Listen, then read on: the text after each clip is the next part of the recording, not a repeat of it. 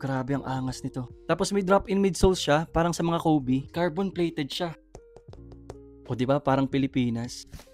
Grabe ang ganda ng box niya.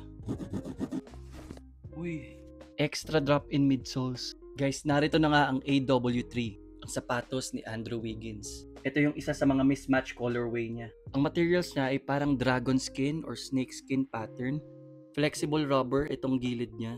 Tapos snakeskin leather yung nasa gitna. Leather din yung kanyang harapan dito. Sa gilid may plastic containment. Nandyan yung logo ni Andrew Wiggins. Yung likod niya matigas at very supportive. At syempre guys, drop-in midsoles yung nasa loob.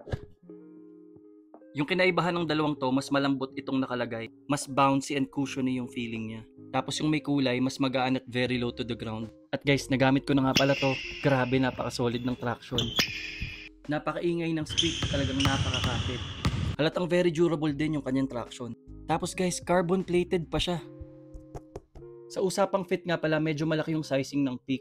So kung normal or narrow footer ka, masasuggest ko na pwede kayo mag half size down dito. Pero kung wide footer ka, stick ka lang sa usual sizing mo. Pero guys, kung makakapagsukat kayo sa stores ng Peak, mas mabuti mag-try muna kayo sa personal. Ang SRP nga pala nito is nasa 5,000 plus. Pero guys, i-check nyo yung link na ilalagay ko. Yan yung legit store ng Peak. Available na nga pala sila dito sa TikTok shop. At narito na nga ang sapatos ni Andrew Wiggins, ang AW3.